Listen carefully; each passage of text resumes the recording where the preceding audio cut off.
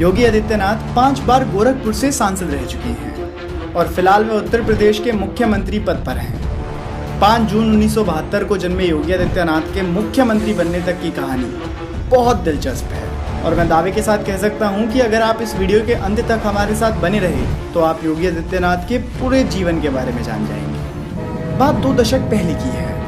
गोरखपुर शहर के मुख्य बाजार गोलघर में गोरखनाथ मंदिर से संचालित इंटर कॉलेज में पढ़ने वाले कुछ छात्र एक दुकान पर कपड़े खरीदने के लिए गए और उनका दुकानदार से विवाद हो गया। दुकानदार से झड़प हुई तो उसने रिवॉल्वर निकाल ली। 2 दिन बाद दुकानदार के खिलाफ कार्रवाई की मांग को लेकर एक युवा योगी की अगुवाई में छात्रों ने उग्र प्रदर्शन किया और वह एसएसपी आवास की दीवार पर भी चढ़ गए।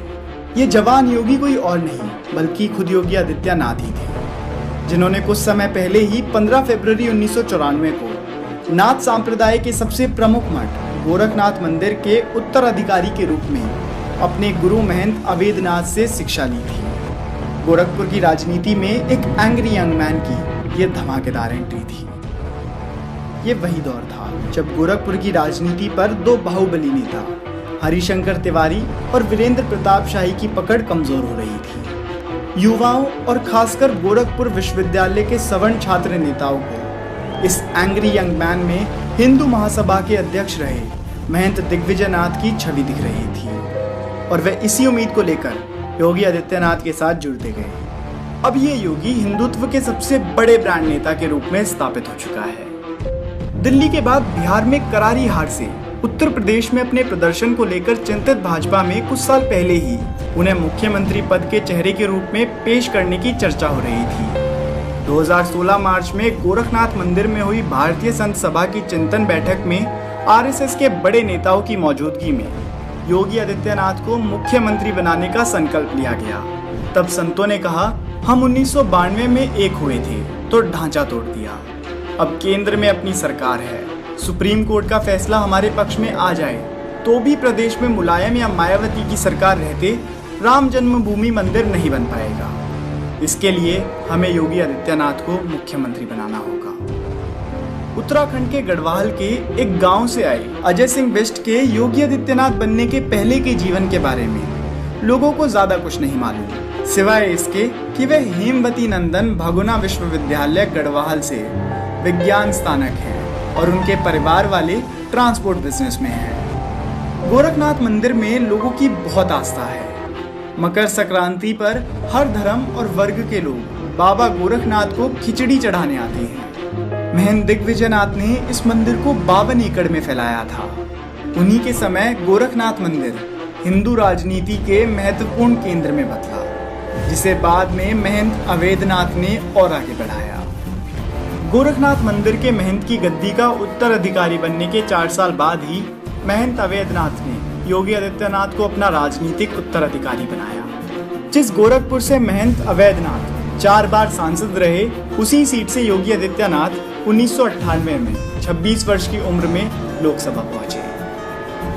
पहला चुनाव का 26,000 के अंतर से जीते, पर 1999 के चुनाव में हार जीत का ये अंतर सिर्फ 7,322 वोट्स तक सीमित रहा। इसके बाद उन्होंने निजी सेना के रूप में हिंदू युवा वाहिनी का गठन किया, जिसे वे संस्कृति संगठन कहते हैं और जो ग्राम रक्षा दल के रूप में हिंदू विरोधी, राष्ट्र विरोधी और माओवादी विरोधी गतिविधियों को नियंत्रित करता है।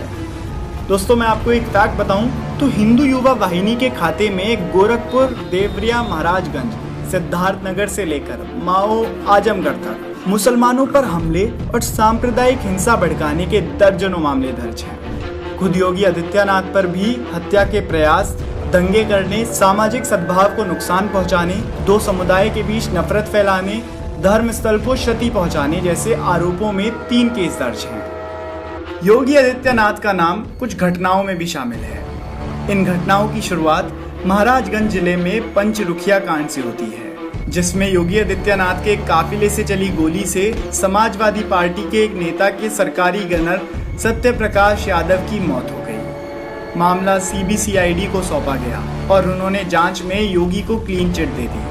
हालांकि समाजवादी पार्टी के नेता के डटे रहने से मुकदमा अभी भी चल रहा है। रिपोर्ट्स की माने तो ऐसी घटनाओं की एक लंबी लिस्ट है। लेकिन किसी में भी योगी आदित्यनाथ के खिलाफ कोई सबूत नहीं मिला। हालांकि आज भी वे अपने प्रिय विषय लव जिहाद, घर वापसी, इस्लामिक आतंकवाद, माओवाद पर हिंदू सम्मेलनों का आयोजन कर गरजते रहते हैं। और दोस्तों, दूसरा फैक्ट बताऊं कि कुछ ही सालों में हिंदू युवा वाहिनी के इन कामों से गोरखपुर में शांति बढ़ने लगी और दंगों की संख्या कम होने लगी, और इसी कारण वहां की ज्यादातर आबादी का योगी आदित्यनाथ के ऊपर विश्वास बढ़ने लगा। और इसी का नतीजा ये हुआ कि वोट्स में उनकी जीत का अंतर बढ़ने लगा और साल 2014 का चुनाव वे 3 लाख से भी अधिक वोट से जीते। वहां की जनता योगी आदित्यनाथ की सरकार से बहुत खुश थी। मंदिर द्वारा चलाए जाने वाले 3 दर्जन से ज्यादा शिक्षक स्वास्थ्य संस्थाओं के वे अध्यक्ष या सचिव हैं। वे एक मेडिकल इंस्टीट्यूट बनाने में भी जुटे हैं। उनके दिनचर्या की शुरुआत सुबह मंदिर में लगने वाले दरबार से होती है, जिसमें वे लोगों की समस्याएं सुनते हैं और उसके समाधान के लिए अफसरों को आदेश देते हैं।